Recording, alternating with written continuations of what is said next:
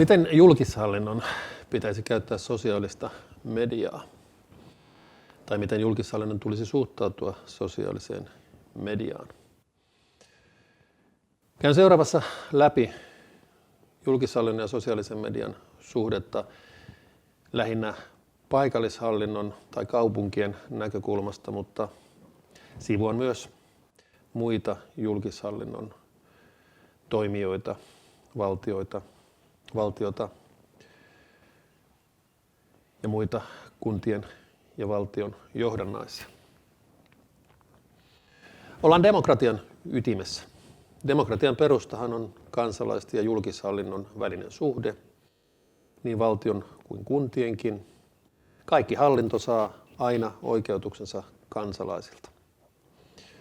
Sen takia tiedon avoin ja sujuva liike kansalaisilta hallintoon ja takaisin on toimivan yhteiskunnan perusedellytys.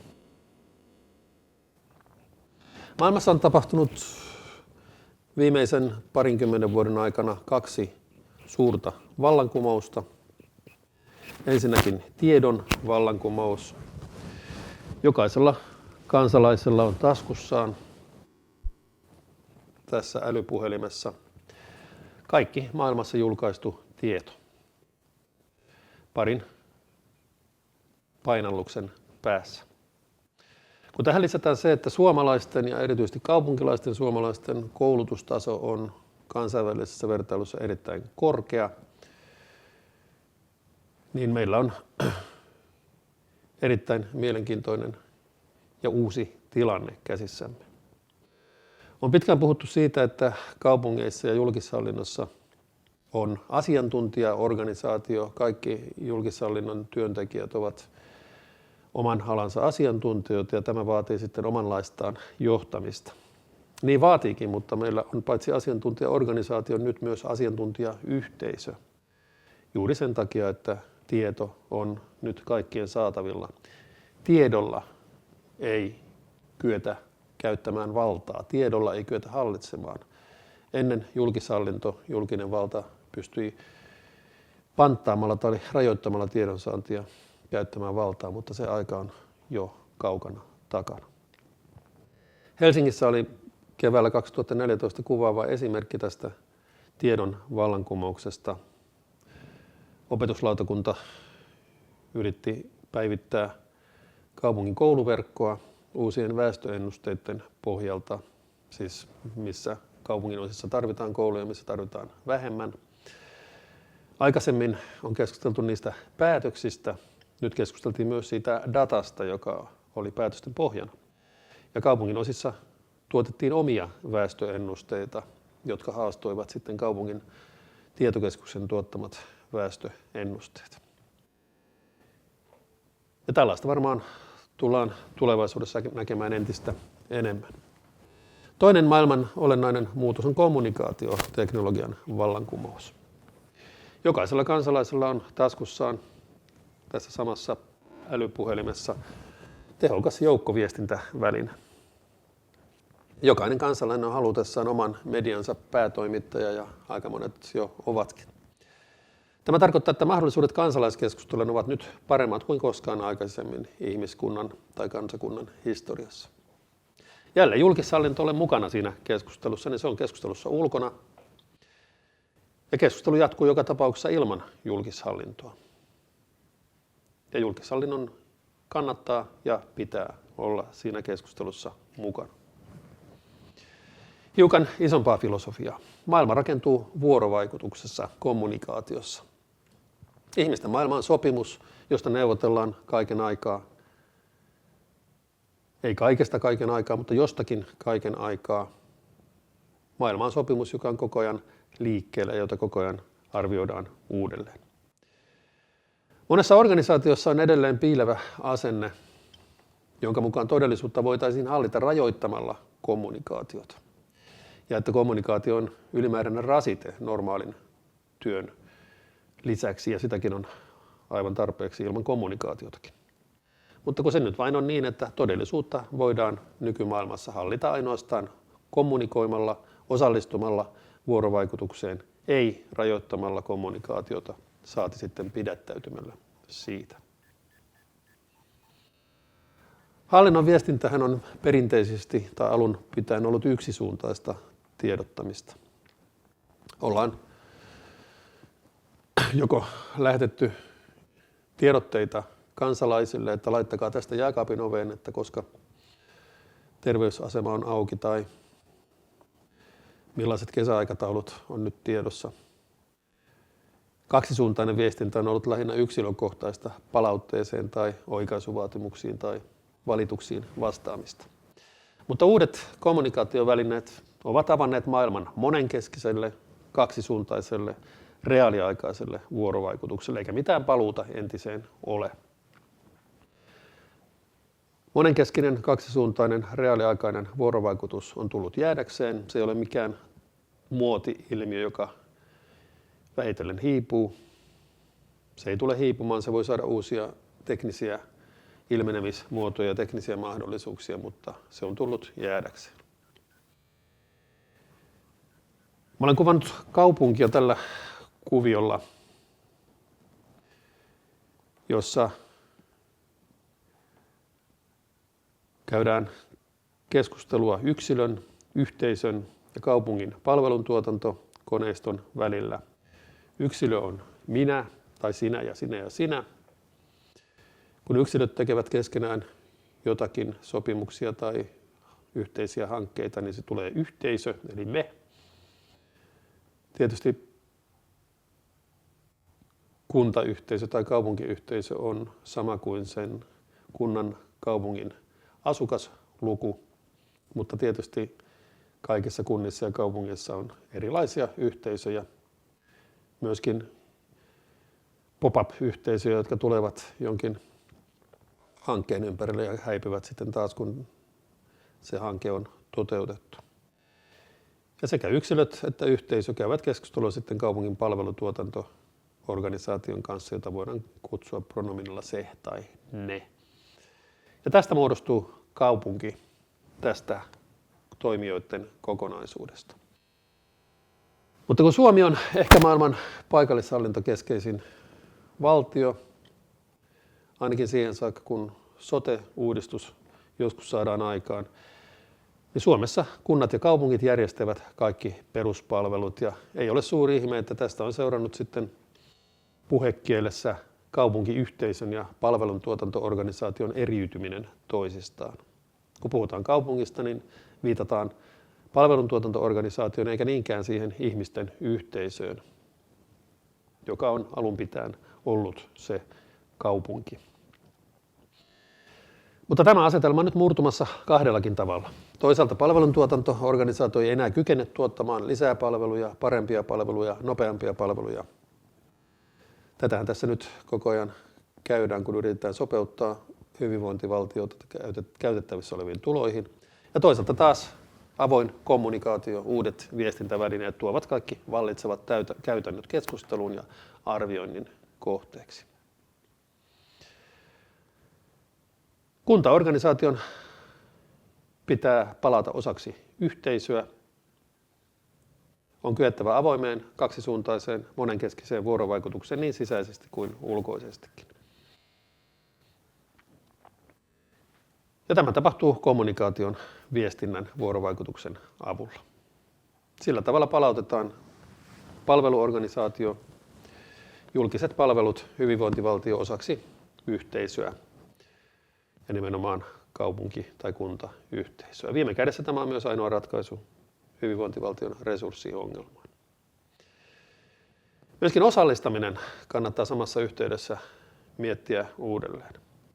Osallisuus ja osallistaminen on nähty tähän saakka ensisijassa demokratiakysymyksenä. Kuka päättää, ketä on kuultu, minkälaisessa prosessissa päätetään, onko kaikki tieto ollut käytettävissä. Se on hyvä, mutta osallistaminen, osallisuus ei ole pelkästään demokratia, vaan myöskin sitä, kuinka ihmisten osaaminen, ihmisten ideat, ihmisten kapasiteetti kyetään mobilisoimaan yhteisen hyvän kaupunkiyhteisön, kuntayhteisön parhaaksi. Ja ihmisten osaamisenkin mobilisointi tapahtuu myös kommunikaation vuorovaikutuksen keinoin. olen käyttänyt esimerkkinä kaupungin viestinnän muutoksesta tai murroksesta kaupungin lumen aurausta, joka on minun vastuualuettani. Vuosituhannen ensimmäisellä vuosikymmenellähän ei paljon lunta ainakaan Helsingissä nähty. Sitten yhtäkkiä joulukuussa 2010 tuli muutamassa vuorokaudessa puolisen metriä lunta, joka aiheutti tietysti monenlaisia ongelmia kaupungille ja lumitöille. Tuli myöskin runsaasti palautetta. Mä vastasin itse yli 500 sähköpostipalautteeseen ja tietysti voidaan kysyä ja kysyttiinkin, että onko se nyt kaupunginjohtajan älykästä ajankäyttöä, että vastailee omin kätösin satoihin yksittäisiin palautteisiin, mutta ellen minä olisi vastannut, niin kukaan ei olisi vastannut. Sen takia se oli välttämätöntä. Sen jälkeen yritin ottaa sosiaalisen median, nimenomaan Twitterin, käyttöön ja kerroin sosiaalisen median kautta, millä tavalla kaupunki on lumityöt järjestänyt, mitä asioita siinä tehdään ja missä järjestyksessä ja kuinka ollakaan sitten, kun lumitalvi 2012-2013 tuli ja se oli suurin piirtein yhtä paha kuin se 2010-2011kin, niin sähköpostipalautetta tuli enää noin 100 kappaletta. Mukana alkoi olla myös positiivista palautetta. Päättelin tästä, että kun keskustelu oli muuttunut vuorovaikutteiseksi ja monenkeskiseksi, kun kaupunkiorganisaatio tuli mukaan kaupunkiyhteisön keskusteluun, niin ymmärrys lisääntyi, vastakkainasettelu vähentyi. Keskustelu kaupunkiorganisaation ja kaupunkiyhteisön välillä oli saatu käyntiin. Totta kai tähän liittyy myöskin se, että ihmiset varmaan tottuivat siihen, että lunta saattaa taas tulla ja se odotus oli ehkä sitten myöskin toisenlainen kuin muutamaa vuotta aiemmin, mutta joka tapauksessa. Sosiaalinen media on tämän päivän kirkonmäki tai kauppatori. On esitetty vastaväite, että eiväthän kaikki ole kuitenkaan mukana sosiaalisessa mediassa, mutta tälle taas vastaan, että missä ne kaikki sitten ovat. Silloin kun Suomen Yleisradiossa oli yleisohjelma ja rinnakkaisohjelma ja kello 13 ohjelman siirtoketjun mittaustauko ja lauantain toivottujen levyjen ääreen varmaan kerääntyivät kaikki suomalaiset, mutta sellaista mediaa ei enää maailmassa ole. Media on hajaantunut, pirstoutunut ja sosiaalinen media on se, missä ne ihmiset keskustelevat, jotka myöskin levittävät tietoa tehokkaimmin. Ja julkishallinnon osallistuminen sosiaaliseen mediaan myöskin laajentaa sitä, tekee sen kiinnostavammaksi myös entistä useammalle. Myöskin mainetappiot vältetään parhaiten osallistumalla keskustelun alusta alkaen. Se on julkisen sektorin, eikä ainoastaan julkisen sektorin, vaan minkä hyvänsä organisaation, jos ei nyt henki, niin ainakin tapaturmavakuutus. Jos organisaatio on mukana keskustelussa, niin kohujen todennäköisyys vähenee. Monet muistaa lokakuun 2014 Whiskygatein. Helsingin Rautatien torilla järjestettiin olut- ja viskimessut ja jonakin perjantai-iltana alkoi levitä sitten sosiaalisessa mediassa huhu, että aluehallintovirasto oli kieltänyt tapahtumasta kirjoittavia bloggareita mainitsemasta viski-sanaa, koska väkevän alkoholin mainonta on Suomessa kielletty. No, viikonlopun aikana juoru sitten levisi kulovalkeana ja kun aluehallintovirasto sitten pääsi tiedottamaan tästä seuraavan viikon alussa, niin oli jo liian myöhäistä. Ja se maineen palautus on varsin vaikeata. Sen takia kannattaa olla siellä keskustelussa paikalla silloin, kun se keskustelu alkaa. Ja jos jotakin väärää tietoa levitetään, niin ilmoittaa, että ei se nyt aivan näinkään ole. Nettikohuthan syntyy muutamassa sekunnissa ja leviää kulovalkeana yhdessä viikonlopussa. Ne leviävät maan ääriin. Ja perusasetus on tietysti, että hallinnolta, virkamieheltä, byroslavialta voidaan odottaa millaisia idioottimaisuuksia ja älyttömyyksiä hyvänsä. Sen takia nimenomaan julkishallinnon kannattaa olla keskustelussa paikalla mahdollisimman aikaisin ja mielellään kaiken aikaa. Myöskin poliitikkojen on vaikea asettua populistista valtavirtaa vastaan, jos jokin tällainen julkishallinnon älyttömyydestä kertova huhu leviää. Hallinnon ainoa tapa voittaa kohut on olla mukana keskustelussa siellä, missä sitä käydään. Helsinki on yrittänyt olla sosiaalisessa mediassakin edelläkävijänä. Helsingin rakennusvirastohan on varmaan Suomen kärkivirasto sosiaalisessa mediassa. Ja vuonna 2014 Some Awardsissa rakennusvirastoa palkittiinkin vuoden julkishallintoyksikkönä. Ja rakennusvirasto on osoittanut, että persoonallinen viestiä voi olla myös anonyymi. Rakennusvirastohan viestii tämän viraston nimen kautta ja taatusti sosiaalisessa mediassa toiminta, Twitterissä toiminta on kohentanut tämän muinaisen ankeuttajaviraston imagoa suuresti. Ja rakennusviraston Twitter-tilihän osoittaa, että kannattaa ottaa myös riskejä. Joskus rakennusvirasto herättää myöskin ärtymystä tietynlaisella näsäviisaudella, mutta siltä varalta siellä rakennusviraston Twitter-sivullahan on varoitus, jos loukkaannuit, ymmärsit väärin. Kaksisuuntainen vuorovaikutus edellyttää persoonaa kummassakin päässä keskusteluyhteyttä. Tämä on varmasti aiheuttanut tiettyä hämmennystä ja ehkä pelokkuuttakin julkishallinnolle osallistua sosiaaliseen mediaan. Tutkija Janne Matikainen Helsingin yliopistosta on kiteyttänyt tämän lyhyesti niin, että sosiaalisen median palvelut voivat sekoittaa uudella tavalla elämän virallisen ja epävirallisen, julkisen ja yksityisen puolen. Ja tässä monenkeskisen, kaksisuuntaisen, reaaliaikaisen vuorovaikutuksen suurin haaste julkishallinnolle on juuri se, että raja virkaidentiteetin ja yksityisen identiteetin välillä hämärtyy. Mutta pelko pois. Se, että viestii persoonallisesti, se ei tarkoita sitä, että pitäisi paljastaa yksityisasioitaan julkisesti, ei lainkaan. Kyse on siitä, että pystyy viestimään omin sanoin, omalla persoonallaan. Parhaimmillaan kehittämään niin kuin oman tyylilajin, jolla pystyy kertomaan julkishallinnon asioista kiinnostuneille kansalaisille. Ja tässä ehkä on se perusarkuus, mikä julkishallinnon edustajia usein vaivaa, että pitääkö tässä nyt jollakin tavalla luopua virkaidentiteetistä ja heittäytyä yksityisen identiteetin puolelle. Se ei tarkoita sitä, vaan todellakin sitä, että pystyy omin sanoin kertomaan tehdyistä päätöksistä ja suunnitelmista ja muista julkishallinnon asioista. Myös arvot piirtyvät näkyviin keskustelussa vääjäämättömästi. Tämäkin saattaa kavahduttaa julkishallintoa.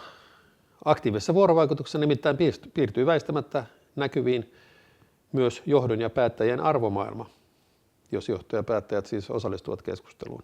Arvomaailma, joka heijastuu sitten koko organisaation toimintakulttuuriin. Ja mitä enemmän annat itsestäsi keskusteluun, sitä varmemmin arvomaailmasi todella näyttäytyy. Sitä enemmän annat aineistoa niille, jotka voivat sitten vaikka arvioida käyttämisi puheenvuoroja ja niiden takana olevaa arvomaailmaa. Ja on aivan varma, että jos olet vaikkapa sovinisti ja osallistut keskusteluun aktiivisesti, niin kyllä se jossakin vaiheessa aivan varmasti tulee ilmi.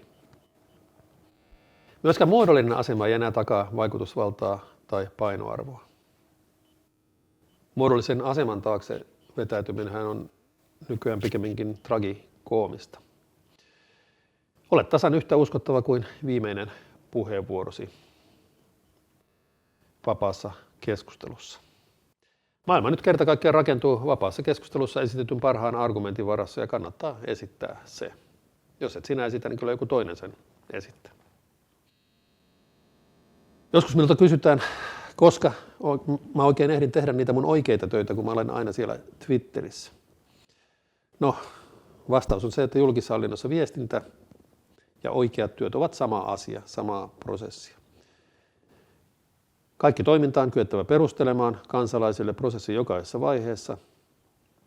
Ja kun vuorovaikutukseen voi älypuhelimen kautta osallistua mistä ja milloin tahansa, niin se ei ole mikään aikakysymys. Nimenomaan julkishallinnon johtamisessahan viestintä on sen työn pääasiallinen sisältö. Kaikki työ, mitä minä teen, on periaatteessa viestintää, kommunikaatiota, vuorovaikutusta eri foorumeilla, kokouksissa, palavereissa, sähköposteissa, erilaisissa teksteissä, esityksissä ja sitten myös ulospäin sosiaalisessa mediassa tai muiden medioiden välityksellä. Julkishallinnon johtaminen on yhtä kuin viestintää. Kenen sitten pitää olla mukana? Olennaista on, että organisaation johto on läsnä kansalaiskeskustelussa, joka nykyisin tarkoittaa sosiaalista mediaa. Johdon arvomaailma, josta äsken sanoin, piirtyy esiin vuorovaikutuksessa. Se kertoo, minkälaisten arvomaailman varassa koko organisaatio toimii. Jos johto ei osallistu keskusteluun, se on ulkona keskustelusta ja ennen pitkää menettää johtajuuden. Ja uudelleen johtaminen on viestintää. Tämä piirtyköön kultakirjaimin tietoisuuteen. Johtamisen perusta on argumentointi ja esimerkki. Ellet pysty perustelemaan suunnitelmia, päätöksiä, toimenpiteitä, johtaminen ei onnistu, ei organisaation sisällä eikä myöskään sen ulkopuolella. Myöskin yritykset kannattaa laskea mukaan tähän kaupunkiyhteisyyteen, josta sanoin. Yhteisöksi helposti lasketaan vain kaupungin tai kunnan asukkaat ja soveltuvin osin sitten asukkaiden yhdistykset. Yrityksiä ei aina mielletä osaksi yhteisöä. Joskus tuntuu, että elinkeinotoiminta nähdään suorastaan yhteisön viholliseksi. Näinhän ei suinkaan ole ja tässä on selkeä asennemuutoksen paikka. Ehkä nimenomaan Suomessa kannattaa tätä asiaa miettiä uudelleen. Sosiaalisen median trendit vaihtelevat. Nyt näyttää siltä, että Facebook ja Twitter ovat eriytymässä ja eriytyneet toisistaan. Facebook on jäämässä, jos se nyt on jäämistä, mutta muodostumassa kavereiden ja tuttavapiirin kuulumisten jakamisfoorumiksi. Twitterissä taas on läsnä poliitikot, media, tutkijat, elinkeinoelämä, viranomaistahotkin yhä enemmän. Twitter on hyvin tehokas tiedon jakamiskanava, ehkä eräänlainen demokratian ylähuone. Itse olen ratkaissut kysymyksen sillä tavalla, että olen linkittänyt Twitter-viestini myös Facebookiin, jossa nyt 140 merkin twiitit eivät aina välttämättä nyt näytä aivan luontevilta, mutta tällä tavalla nyt olen yrittänyt saada mahdollisimman hyvän levikin aikaan sosiaalisen median viestinnälleni. Mutta jottei totuus unohtuisi, niin sosiaalinen media ei suinkaan korvaa julkishallinnon virallisia vuorovaikutuskanavia. Palaute, oikaisuvaatimukset, valitukset on aina ohjattava asianmukaisiin osoitteisiin, jotta ne saavat sitten asianmukaisen käsittelyn. Oikaisuvaatimuksia ja valituksia ei käsitellä sosiaalisessa mediassa, vaan siellä voidaan sitten kertoa ihmiselle, että mihin nämä oikaisuvaatimukset, valitukset tulee osoittaa, jotta ne saavat sitten muodollisen käsittelyn. Helsingissä uusi keskitetty palautejärjestelmä kaupungin etusivulta on hyvä askel tässä kahdenvälisessä vuorovaikutuksessa ja palautteen antamisessa. Sieltä kaupungin etusivulta ohjataan palautteet sitten aina asianmukaiseen virastoon ja kansalaisen ei tarvitse tietää, että mikä on oikea ja asiasta vastaava taho. Mutta sosiaalisessa mediassa perustellaan toimintaa, jaetaan tietoa, annetaan julkishallinnolle ja vallalle kasvot. Ja suuri kuvahan on se, että kun keskustelu on vapaata, kun tieto on avointa, kun koulutustaso on riittävän korkea ja kun keskeiset vaikuttajat osallistuvat yhteiseen keskusteluun, niin kaikkiin ihmiskunnan ongelmiin löytyy ratkaisu. Ei ehkä välttämättä heti, ei ehkä välttämättä lopullinen ratkaisu, mutta jokin ratkaisu löytyy. Huima ajatus, eikö? Ja kun yli 50% ihmiskunnasta jo asuu kaupungeissa, niin keskeiset ratkaisut todennäköisesti syntyvät kaupunkiyhteisöissä. Nimenomaan sen takia nimenomaan kaupunkien on syytä panostaa tähän monenkeskiseen, kaksisuuntaiseen, reaaliaikaiseen kommunikaatioon, jota sosiaalinen media tarjoaa. Ja näin Suomen kaupungilla on mahdollisuus olla sivilisaation terävä reuna avoimella, kaksisuuntaisella, monenkeskisellä vuorovaikutuksella. Kuntajohtajat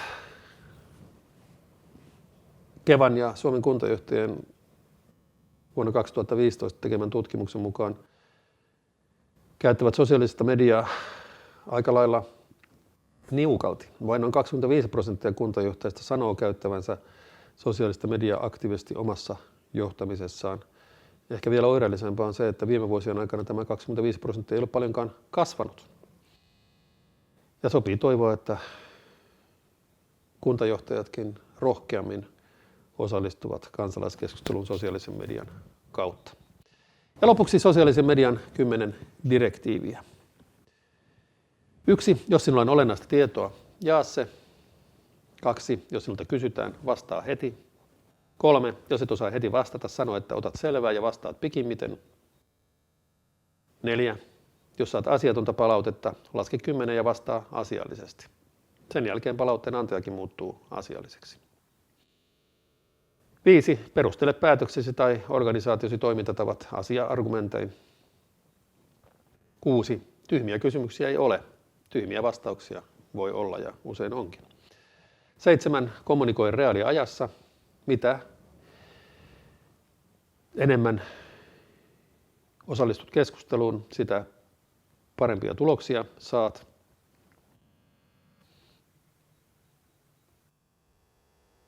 8. Ole kokonainen persoona. Se on lopulta helpompaa kuin kaksoiselämä.